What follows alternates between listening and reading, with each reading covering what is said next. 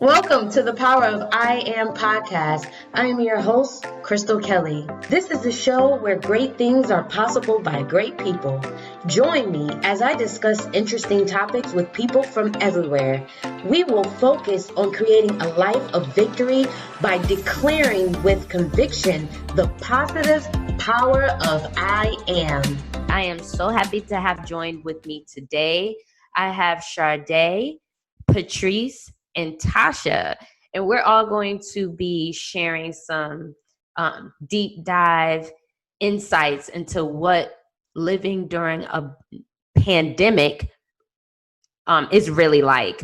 So without further ado, we're going to jump in a little bit into the backgrounds of who these people actually are and why I kind of chose them to talk about this subject. So Shardae, why don't you go ahead and give us a little bit of background on who you are and just, like your name, who's in your household, and what you do for a living. All right. Hello, Crystal, and thank you for having me. Like Crystal said, my name is Shardae Nicholson. I'm from Connecticut. I am a mother of three. I have twins. I have twins that are 4, and my oldest is 9 years old. I live in a home with my mom and my dad and all of the kids, so we all just commingle in here. For work, I actually work for Kinder Care Learning Centers as a support teacher at a daycare, and I also have my own small business called I Teach. Awesome. So Tasha, tell us your full name, who's in your household, and what do you do for a living? Hi, everyone. My name is Tasha Ruth. I live in East Hartford, Connecticut. And who's currently staying with me right now is my 23-year-old daughter, my sister, who's over 50-something. And for a living, I work at MetLife, and I am a people's manager. I have about 9 people that report to me directly. Awesome. All right. Now we're going to go back to Patrice. Patrice, introduce yourself and tell us who's in your household and what do you do for a living? Okay. So hello, everyone. My name is Patrice McGriffin. I am from Charlotte, North Carolina. Well, I live in Charlotte, North Carolina, originally from Los Angeles, California. In my household, I have my 13-year-old son and my fiance, and I'm an executive assistant for a wealth investment management CEO. Awesome. So what I hear is we have a great mixture, and we have some essential workers and non-essential. So, Shardae, you stated that you work with a daycare, so you work around children. So I'm assuming that daycare was closed during this COVID season. Yes, we closed right at March 18th. Okay, so tell me, how was that transition for you when you got the news that they would be closing down? And what did they decide to do? Did they decide to furlough or lay off, or could you do like some administrative work from home? What did they decide to do with your employment? So basically, we were kind of in like a limbo for a long time because we just didn't know what was going to happen. So when our boss received news from the higher ups, they basically gave us a choice to either take unemployment or stay on as long as the building was open. This decision we had to make on a Wednesday, and a certain amount of us, I believe like 9 of us, took the unemployment, I myself, but then by Friday, they decided to shut the building down. So what went through your head in that moment? Like, I was a little uneasy. I won't say scared. I was just uneasy, and it made me a little uncomfortable. But I just took a moment and I prayed. I was just like, Lord, what do you want me to do in this time? And he told me to take the unemployment because, of course, he sees far beyond us and far beyond the moment. And so he knew that Friday they were shutting down. And so being that I took the unemployment by Wednesday, I was able to get my unemployment quickly while others are still waiting for their first payment. That's awesome. With that being said, you said you shut down about March 18th, and here we are at the end of April. So what's your mindset like now compared to what it was then? Well, it's funny you asked that, Crystal, because now my mindset is, will I go back? Well, what's causing that question? Because, as I stated, I have a small business called I Teach, and I tutor children. And it's almost like I'm working harder now than when I was back at KinderCare, doing 32, 38 hours a week. And it's doing something that I want to do and what I believe I'm purposed to do. So now I'm under the unction of, you know what, girl, you're going to have to go full on entrepreneur. So I love that. That's kind of the direction that we're going into with this conversation. So this pandemic that we're in caused your job to say, hey, we're going to have to close down. You were at home with your own kids, collecting unemployment. You looked at this instead of a disaster, you looked at it as an opportunity. You took it as an opportunity, and you allowed God to lead your path. And you said, you know what? I'm going to pull my resources together. I've already enjoyed teaching and being there for kids. Why don't I do this full time? So with that mindset, when would you have to decide whether or not to return to your full-time employment? And that's where I'm at. Actually, I was having this talk with the Lord this morning, like, okay, how do I go about, doing this? Because no one knows when we'll open back up. So I'm really just awaiting. I'm just like trying to make sure that I do the right move. Does that make sense? Like, exactly. I don't want to be like, okay, stop the unemployment. I want to make sure that I have enough, students that I'm servicing to make sure that I can, take care of my family. Income. Yeah, absolutely. Right. So we're going to come back. So Patrice, you're an executive assistant. So tell me, did your job allow you to work from home, or did you have to continue to report in? What was your situation like? So right now I'm working from home, and I've been working from home since the early part of March. So it's been consistent. So I've been working from home since then, and it's almost going on two months. Now, do they know when we'll be able to go back? They don't know, but I still am working. So how is that transition from going into the office been for you now working at home full 2 months, consecutive months? To me, I thought it was a blessing because I'm actually able to spend more time with my son. I understand that, he still has homework to do, and trying to juggle me working full time and then making sure he's getting on his Zoom meetings for his classes and everything. So, so it's pretty much a blessing. I consider that as a blessing because of the fact that I'm able to spend more time with my son. Now, so I just have a lot of gratitude for that. That's awesome. With you working at home, is this your first time working at home full time? Yes. Mm-hmm. So with you working at home full time and you having a 13-year-old that's at home in school for full time, so he's homeschooling. How was that transition?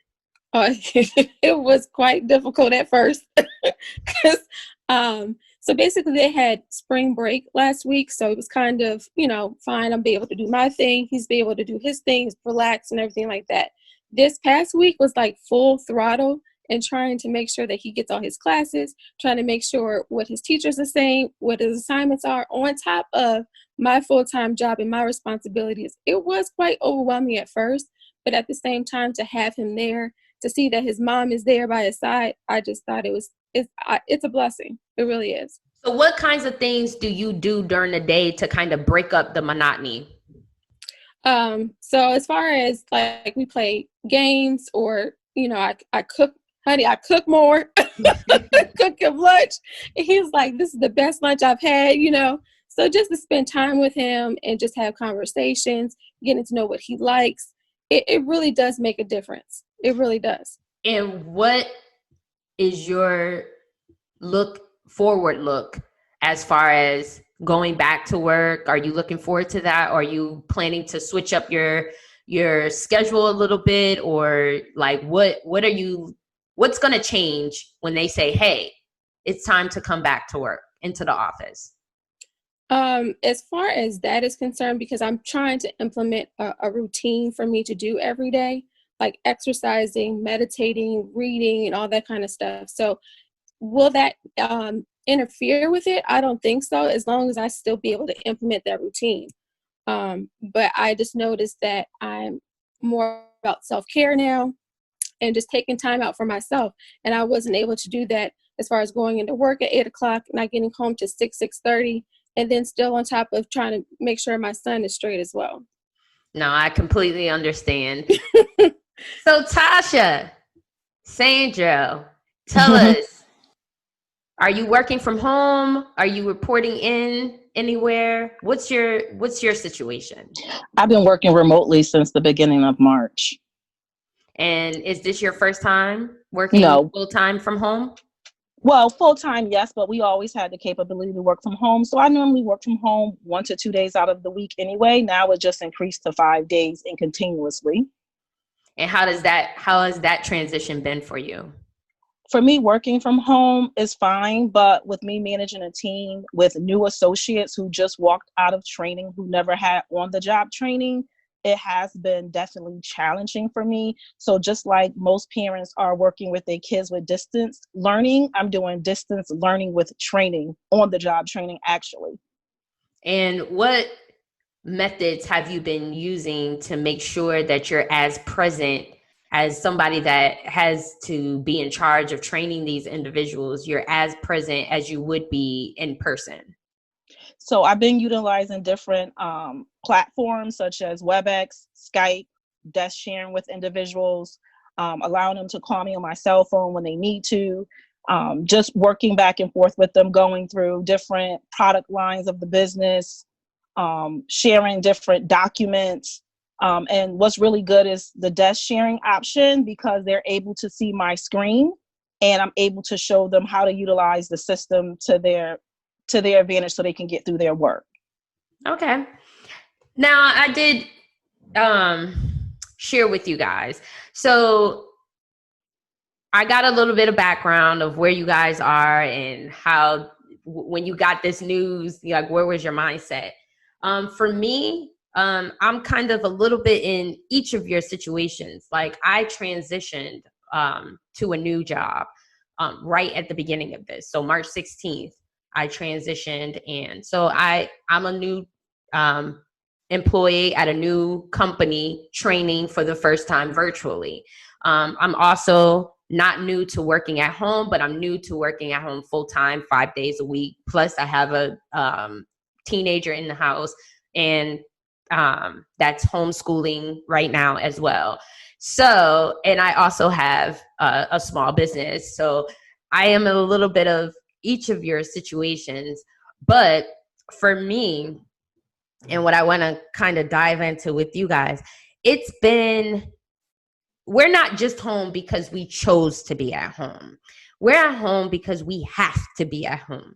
And that reality, as far as there is a possibility of, contracting this virus and possibly becoming very sick or being a carrier to pass it on to other people unknowingly, is and was unsettling for me, because I am a hypochondriac at best.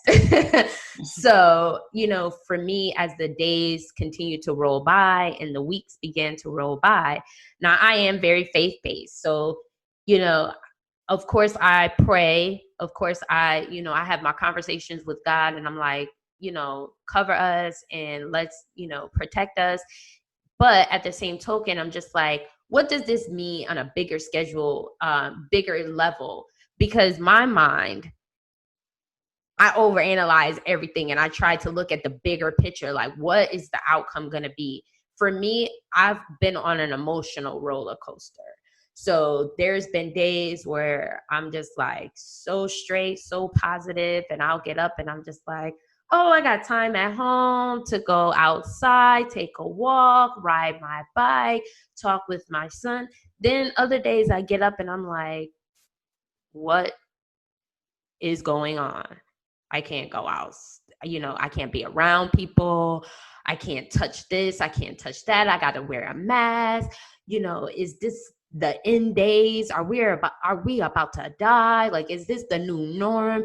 What if, financially I'm not able to upkeep certain things? Like, it's been an emotional roller coaster. Has anyone else experienced an emotional roller coaster? Yes, I have been on an emotional roller coaster too, Crystal. So you are not alone, especially with working with individuals who have family members who have been impacted by COVID. And I have to remain positive every day when I go into meetings and have these huddles, knowing that one of my associates' parents is currently in the freight and they cannot reach their parents. So what do you do in those situations? And now, before, it was more like COVID was this thing, this virus. We didn't know anyone who had it, but now it's on a scale where now it's people we know who have contracted the virus.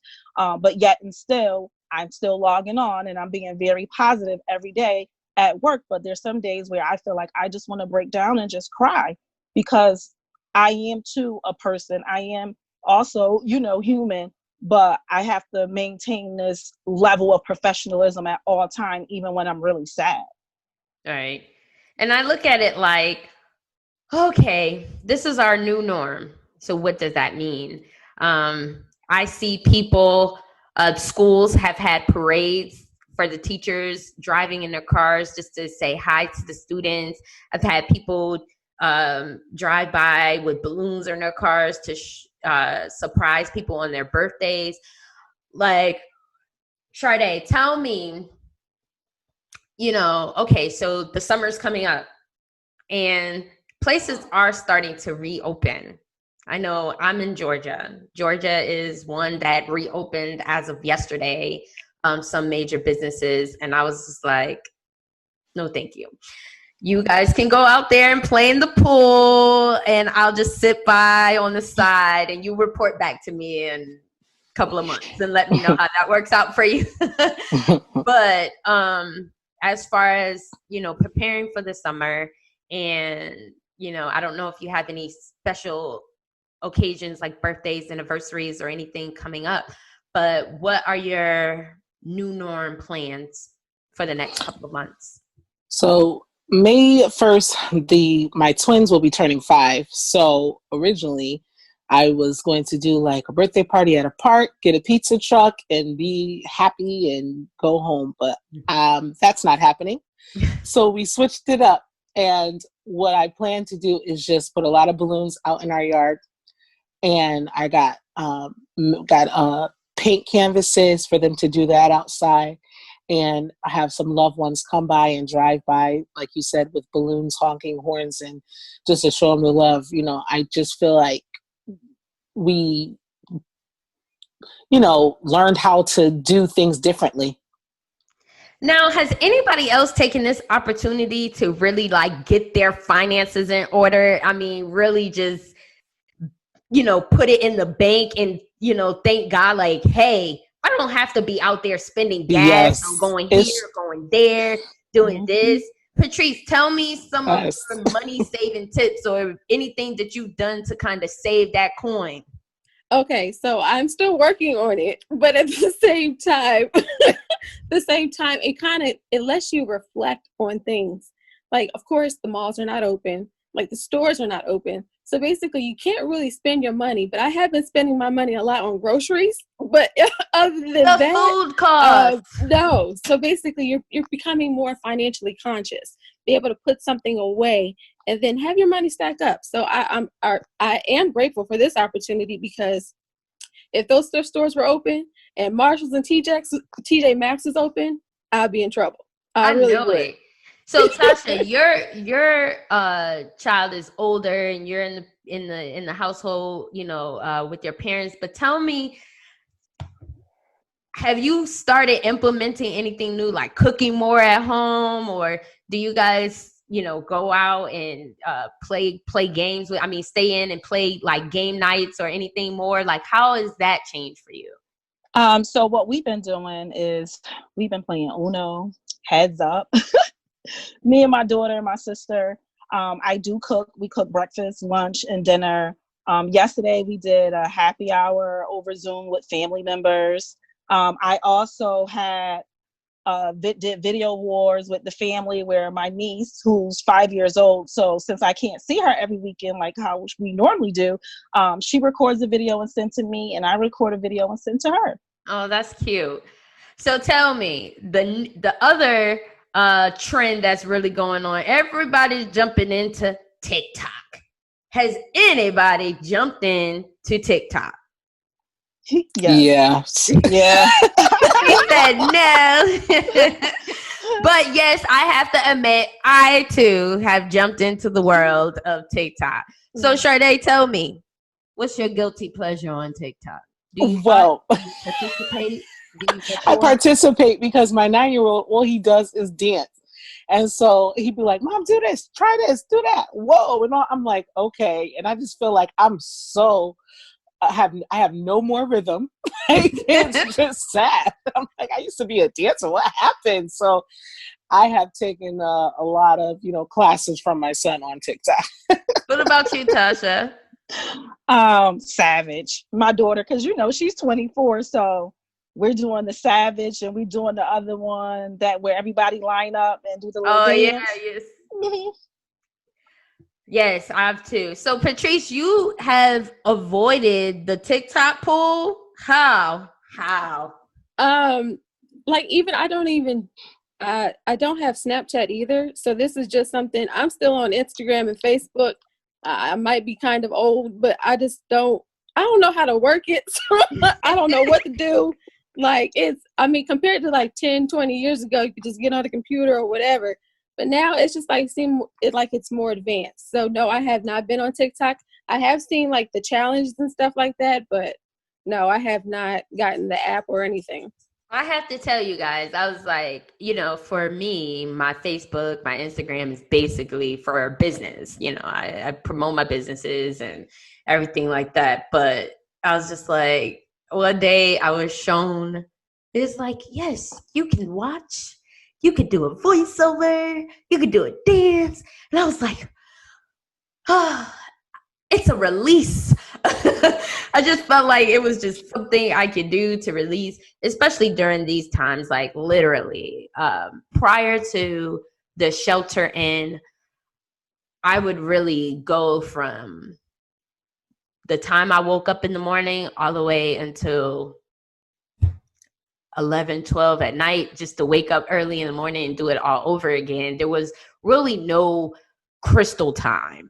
There's work, there's, your child, then there's cooking, and there's cleaning, and then there's church, and then there's, prep for work, and then there's go to sleep. Oh yeah, you have to shower, go to sleep. Like, you got to build that stuff in.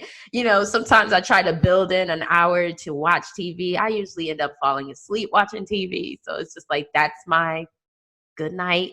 Then I wake up in the morning, go to work, and I do it all over again. So yes, this working at home has allowed me to modify my schedule a little bit. Like, I'm walking. I bought a bike. Like, the last time I rode a bike, y'all, and I got to admit, I was huffing and puffing going up the hill. I was like, I don't know how you kids are doing it, but I ain't gonna lie.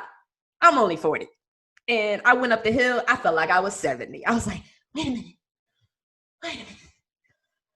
Where y'all going? Yeah, y'all go over there. I'll be right here. Catch me on the comeback. But the exercise has been really great. because I try to do a little bit every day. And now I can go up the hill a little bit better. I can breathe a little bit more. So it's been really good. And I take a walk. I talk with my son more. So as Patrice was saying earlier, that time, that quality time. And plus it makes you just take a bird's eye view and say, what the heck was I doing or not doing with the time before effectively? Like I think we give so much time to things unnecessarily that it took a shelter in for us to have more family moments, to have more time for ourselves, to meditate, to pray more, to be, more physical health or financial fitness, or to be tuned into, I don't know about you, but I've never been tuned into the news as much as I've been tuned into now. And even with that, I try not to do too much of that. So we're going to get a little personal. So Patrice, you said you're at home with your fiance. So tell me, because you're not home alone, how has that transition been? I admit, I'm used to the little breakup. Like I can send my son off and being like, okay, you go. But being in a house 24/7, 24, it's not like we on vacation. It's not like, okay, babe, I'll see you later. And then, you connect later. It's like later is like, oh, okay, I'll come into the living room 5 minutes later. Oh, you still here? Like, how has that been?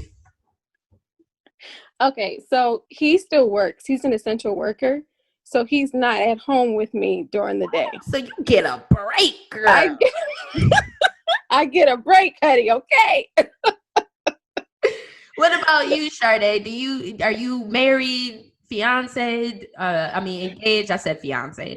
No, not yet, but soon come when the Lord, when he brings them. But I'm home with my parents. Good. And Jesus, I am the parent to them. But they're both essential workers too, so I do get a break. What? So it's just they're breaks both in the house. Yep, but Tasha, what's your situation? Am I the only one without a break? What's going on? No, I am dating my partner. He's essential worker, so he works during the day and he works third shift. So in between, we hang out and we schedule our little dates on the weekend. So we went from going 6 feet, bruh. 6 feet. I want 6 feet. Well, there ain't no 6 feet over here. We went from going to dinner and hanging out to now walking, the riverfront, going to the park, sitting by the water, or just being at home watching movies and creating dinner moments at home. So do you think this has brought you closer? You know what? Not really. But I think because he's always but he tried to get over here as much as possible. Like, sometimes during lunch, let's go to the track. Let's go run a mile. Do something like that. So maybe it is bringing us closer the more I think about it. Because we normally don't go to the track during the day or have lunch at 12 or 1 o'clock because I'm at work. So we were not able to do those things. So I think it's a nice little break in my day when he come over to get me, or we go have Dunkin' and in the morning. So that's the difference. That's a change. Oh, that's nice. Y'all such inspiration for me and Shardae.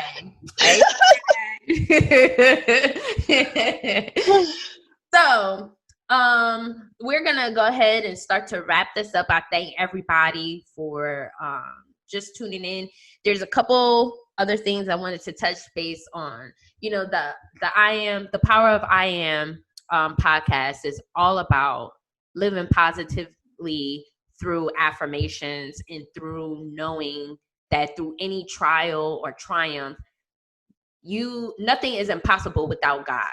He is the I am that I am, so that is powerful in itself. And, when you have affirmation over yourself, you speak life into yourself. So that is where the I am, because when you claim when you claim and you anoint yourself that I am, followed by whatever you tell yourself that and you truly believe, you are capable of doing anything and everything you put your mind to and that God allows. I am purposely made, my book that I wrote, that is powerful to me because I had to remind myself every day during a time when I was really down and depressed, like, hey, I'm here for a reason, because God doesn't make mistakes. He did not have to keep me. He did not have to make me, but he chose to, and he's choosing to every day. So that is my power that I speak over myself and through myself and to myself every day. When I wake up, I say, hey, it's another day that I'm grateful for, but I'm here for a purpose. I am purposely made. So I said all that to say, what are some, or what is an affirmation that you live by, or a scripture or a verse or a quote that you live by that gives you motivation and positivity and that just encourages you to push on a little bit longer? And Patrice, I'll start with you. There's a lot, but I would just have to say that I am favored and I am blessed. I don't know, Krista, if you know my story, but I had a heart attack about 10 years ago. Oh, no. And I had 2 heart surgeries. And by the grace of God, I'm still here. I wasn't supposed to make it. So just being blessed and just having favor and be grateful, even if things are not going your way, just know that God blessed you for another day. Just start over and just do it better. So yeah, that's what I live by. Just to enjoy. Awesome. Time is precious. And a lot of people are not getting this, not getting it anymore. So basically, just to enjoy every moment, even if it's good, even if it's bad, just to enjoy every moment. I agree. That's awesome. Tasha. Yes. For me, I go by Philippians 4:13 because I know God will supply all my needs. And I just tell myself I will not be placed on the bench and that I'm fearfully and wonderfully made. Yes, you are. Yes. And Shardae. I go by, I am confident. For a long time, I was verbally abused, and that honed in on me, and I lived and breathed everything that was spoken over me. So I had to train myself to know that I am confident. I can do this. You got this, girl. That's what I live by. Love it. I love it. So as we close, I want to, what pieces of advice would you give someone listening that is living this COVID life? Either they're an essential worker and they have to go out every day and be amidst to this, or they're working at home, or the kids, the children that are at home, homeschooling. What piece of advice would you give to them just to help encourage, or a helpful piece of advice to help maintain their day or their mindset or their peacefulness? Shardae? My advice would be to be sure to do something that makes you happy.